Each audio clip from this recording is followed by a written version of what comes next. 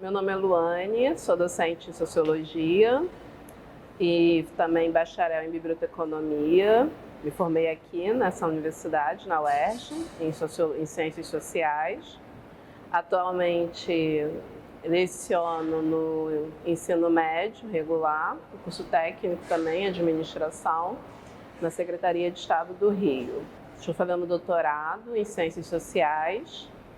Sou filha de santa, aqui no Brasil a gente chama de iniciado para orixá, sou de tradição queto, de matriz africana. Sou filha do orixá Iemanjá, Iemoja. O meu trabalho, ele fala sobre a presença da matemática, na construção, na produção, de tranças afros ou penteados afros, porque pode também falar de coquinha e outros penteados que existem. Então eu estudei como, quando uma trançadeira faz tranças, existem ali produção, a presença de conhecimentos que a gente chama de etnomatemáticos. O meu estudo fala um pouco sobre como essa matemática das tranças, elas podem também ser utilizada na escola, Como é que ela poderia, a partir dessa cultura, negra, essa cultura afro-brasileira, estar presente no conteúdo de matemática. Especialmente ali no conteúdo de geometria, nas geometrias que se apresentam no ensino fundamental. Em um dado momento observei e fui perguntar a uma amiga que também trançava, que cursava serviço social, como fazia uma trança, da cantora Alicia Keys, num vídeo que ela é uma garçonete, o Don't Call My Name. E uma amiga minha foi e me ensinou, desenhou rapidamente no papel. Quando ela desenhou, a gente na antropologia chama de piscadela, quando a gente entende questões sutis, quando está estudando uma cultura que é diferente da nossa. No caso, a trança é diferente para mim, não é algo distante, pelo contrário, é tão próximo e tão familiar que estranhar a trança que é a novidade. Então, quando ela desenhou, eu tive assim o eureka, eu falei, nossa, isso tem matemática, porque tem um ponto inicial, tem o ponto médio, tem tem as retas se cruzando.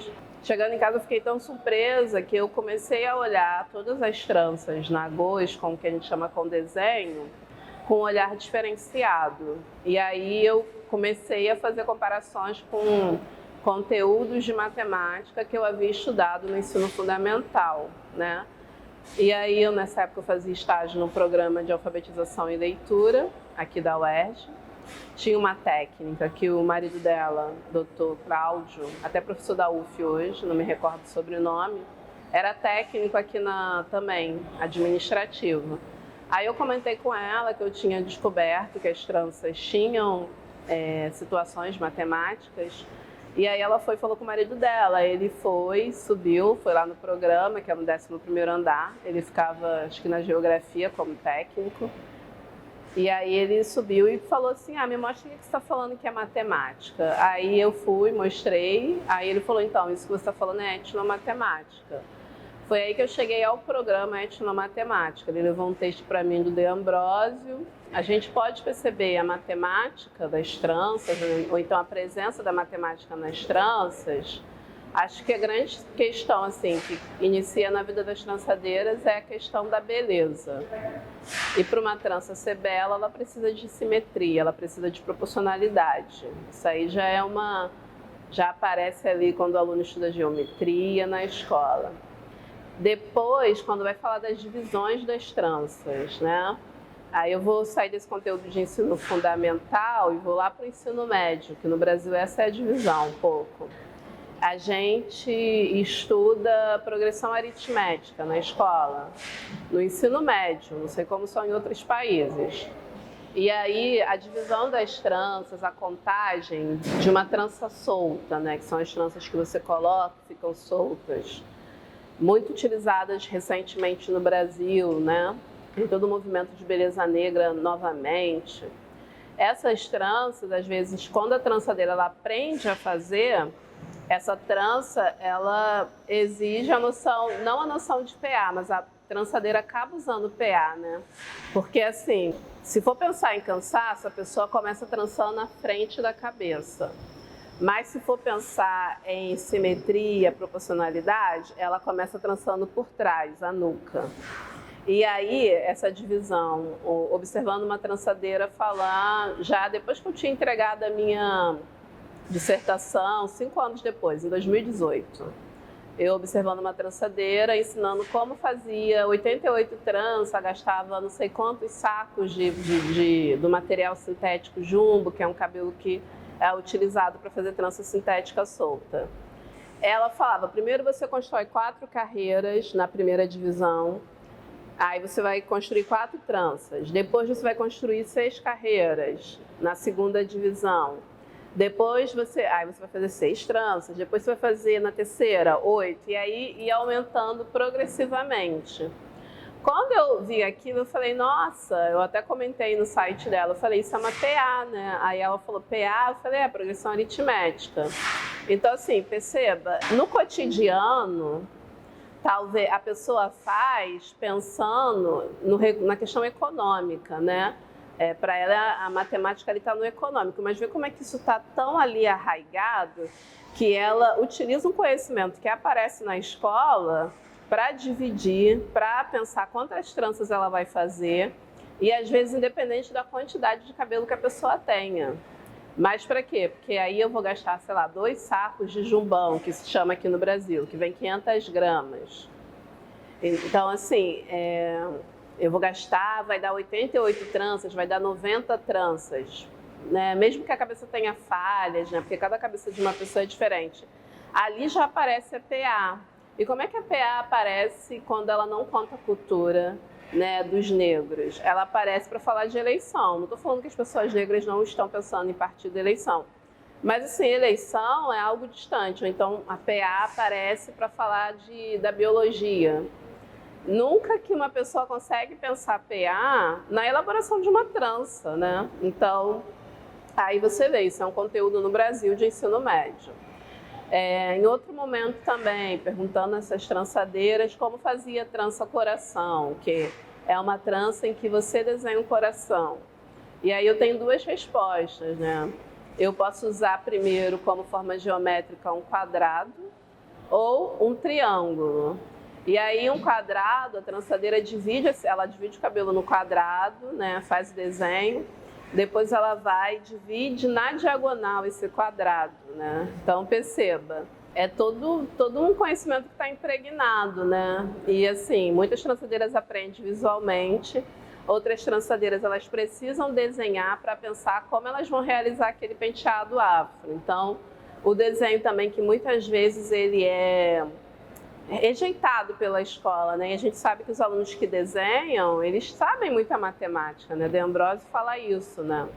E aí, assim, essa trança. Aí depois as trançadeiras que trançam com a base triangular, elas dividem o triângulo no meio, né? Então forma 2 triângulos retângulos. Novamente, na escola isso vai aparecer como obra. Ou então cálculo da escada, sabe? Eu consigo lembrar como esse conteúdo aparece no livro. Cálculo da escada. Nossa, eu vou querer construir uma escada? Para mim, que a cabeça é um lugar muito importante, e sempre eu tive muito atrelada a pensar estética, se eu aprendesse trança, se eu aprendesse matemática, vendo um pouco da minha cultura, seja na trança, seja no desenho sona, seja na capoeira, né, vendo ali a presença do negro, certamente, eu tenho muita certeza disso, eu não seria socióloga, eu seria física ou engenheira, porque eu ia conseguir ter uma proximidade com a matemática. E a matemática, como ela é feita até hoje, praticamente universalmente nos países, ela distancia muitos talentos, porque, nossa, onde que eu vou ver isso? Cálculo da escada. Não desprezando, é importante? Mas eu também preciso perceber que, como a matemática em tudo, até numa trança, para eu pensar uma trança, eu estou vendo ali a altura do triângulo, eu estou vendo ali o triângulo retângulo tão falado, né, de Pitágoras. Então, assim, isso tudo nos desenhos que se fazem na cabeça. Mais um penteado que eu também investiguei, que é uma trança que quem começa a trançar aprende a fazer a trança nagô ou trança raiz, né? Que são as tranças grudadinhas no couro da cabeça. Como essa trança, ela é meio que desprezada, assim, que uma pessoa que vive de tranças, que faz tranças, se ela não faz bem essa trança, ela não se considera uma profissional do universo das tranças. Então, eu mesma achava que nesse tipo de trança, que são paralelas, né, que vão ter na cabeça, não haveria muitos conteúdos matemáticos, né? E aí também conversando com uma professora de matemática, ela ia falando assim, muito no início do projeto, será que eu estou errada? Será que é possível articular conhecimento matemático com esses conhecimentos estéticos e identitários africanos, afro-brasileiros? Aí ela falou, ela olhou pro meu cabelo e falou, lógico que é, olha as paralelas no seu cabelo. E, né, eu tava com trança nagô aqui na metade da minha cabeça. Atualmente existe um boom das tranças, né, dos penteados afros, do cabelo afro. Mas quando a gente fala sobre os conhecimentos que estão presentes no cabelo afro, a gente esbarra no racismo, né? Na realidade, esse boom, ele conseguiu não escapar. Tem todo um processo de luta histórica para que hoje as pessoas usem uma trança, usem um cabelo afro.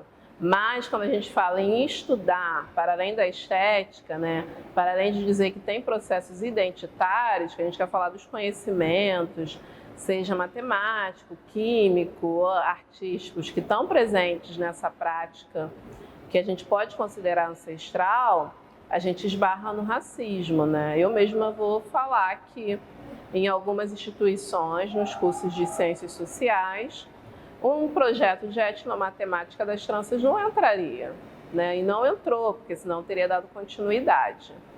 Então, isso é uma das formas do racismo epistêmico, né? Do racismo institucional, do racismo estrutural. Outra questão é que dentro do capitalismo, né, esses elementos identitários, eles acabam sendo esvaziados de sentido. Então, as pessoas às vezes usam o cabelo trançado ou o cabelo afro, mas não necessariamente elas têm uma consciência racial, né, de toda uma história que ele usa. Usa porque o capitalismo pega aquele elemento e transforma como moda. Então, apareceu na novela a Sharon Menezes com um turbante, com uma trança, Thaís Araújo. E aí a pessoa quer usar, né? Mas ela não sabe o histórico, o legado, né? Os processos de resistência que é você utilizar aquele penteado. Isso também quando essa mesma pessoa que está ali com aquele penteado, às vezes com uma roupa, ela também não discrimina outros grupos, né? Como no meu caso, um grupo que eu faço parte, que é a matriz africana. Então a pessoa está de trança, está de brinco, pulseira, colar e permanece com racismo religioso, né? Então, não necessariamente o uso do cabelo, ele ultrapassa algumas barreiras cognitivas que o racismo cria, né? Isso infelizmente. E eu penso que o ideal é que a gente consiga olhar para essas dimensões, essas expressões culturais, esses legados, conseguindo ver todos os conhecimentos que estão ali embutidos. Acho que também todos eu sei que é impossível, mas consiga ter um olhar mais atento e que não use só por usar, né? Não use um penteado trançado só por usar, né? Saiba que tem todo um processo de resistência, né? Tudo aquilo que diz das culturas africanas e afro-brasileiras seja usado com respeito, né? Sabendo o peso político, o peso histórico que tem. Então, acho que isso que deve ficar para a gente mesmo. A gente tem que guardar isso.